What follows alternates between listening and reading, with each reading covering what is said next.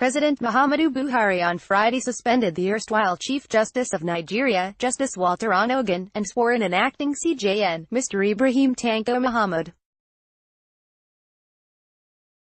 The president, during the swearing-in of the acting CJN, said he was served an order of the Code of Conduct Tribunal calling for the suspension of Onnoghen from office pending the final determination of his false assets declaration case before the tribunal.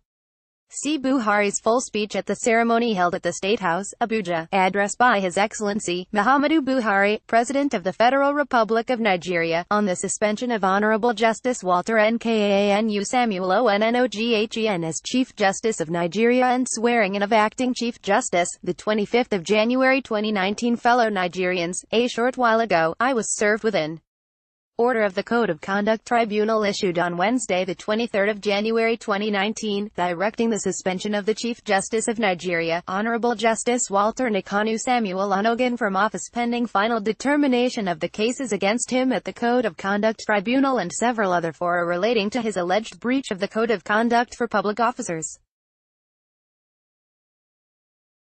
2. The nation has been gripped by the tragic realities of no less a personality than the Chief Justice of Nigeria himself becoming the accused person in a corruption trial since details of the petition against him by a civil society organization first became public about a fortnight ago.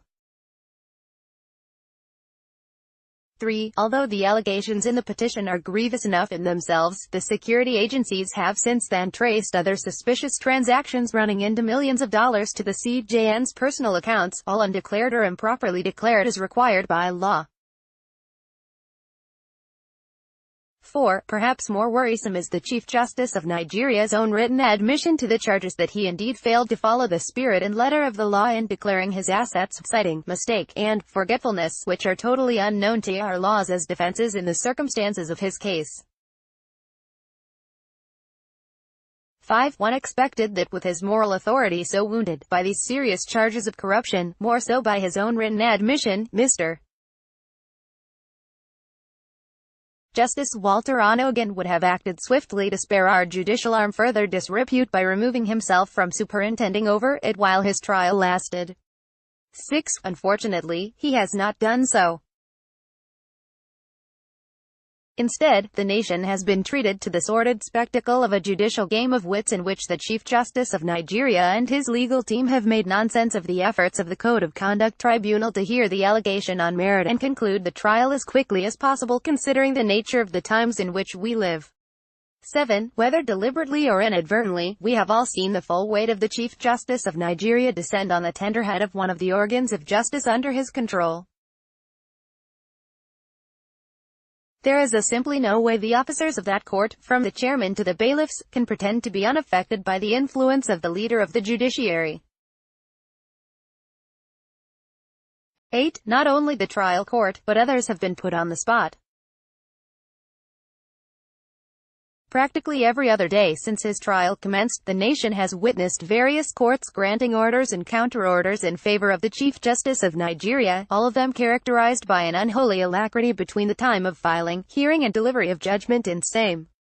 9. The real effect has been a stalling of the trial of Justice Onnoghen, helped along by lawyers who insist that these orders, whether right or wrong, are technically valid, and must be obeyed till an appellate court says otherwise. No doubt that it is the proper interpretation, but is it the right disposition for our nation? 10. Nigeria is a constitutional democracy and no one must be, or be seen to be, above the law. Unfortunately, the drama around the trial of the Chief Justice of Nigeria has challenged that pillar of justice in the perception of the ordinary man on the street. For it is certain that no ordinary Nigerian can get the swift and special treatment Justice Onnoghen has enjoyed from his subordinates and privies in our judicature. 11. In the midst of all these distracting events, the essential question of whether the accused CJN actually has a case to answer has been lost in the squabble over the form and nature of his trial. This should not be so. 12. If justice cannot be done and clearly seen to be done, society itself is at risk of the most unimaginable chaos. As a government, we cannot stand by wailing and wringing our hands helplessly but give our full backing and support to those brave elements within the judiciary who act forthrightly, irrespective of who is involved. 13. As you are all aware, the fight against corruption is one of the tripod of policies promised to Nigerians by this administration. Needless to say that it is an existential policy which must be given adequate attention and commitment by all the three arms of government. The efforts of the executive will amount to nothing without the cooperation of the legislature and especially the judiciary. 14. It is no secret that this government is dissatisfied with the alarming rate in which the Supreme Court of Nigeria, under the oversight of Justice Walter Onnoghen, has serially set free persons accused of the most dire acts of corruption, often on mere technicalities, and after quite a number of them have been convicted by the trial and appellate courts.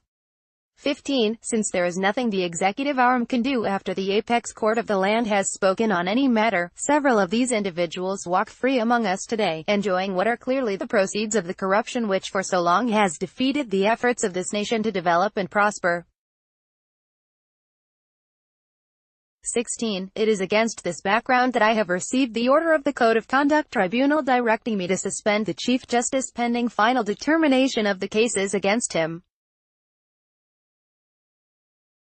It also explains why I am not only complying immediately, but with some degree of relief for the battered sensibilities of ordinary Nigerians whose patience must have become severely overtaxed by these anomalies. 17. In line with this administration's avowed respect for the rule of law, I have wholeheartedly obeyed the order of the Code of Conduct Tribunal dated the 23rd of January 2019.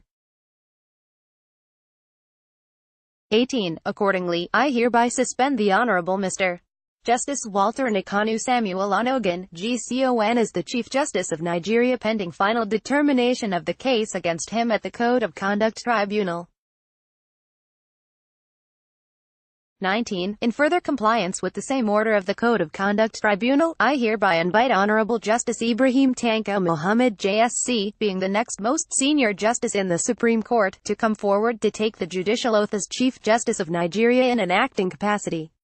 20. Fellow Nigerians, we can only stand a chance to win the fight against corruption, and position our dear nation for accelerated development when we stand together to contend against it.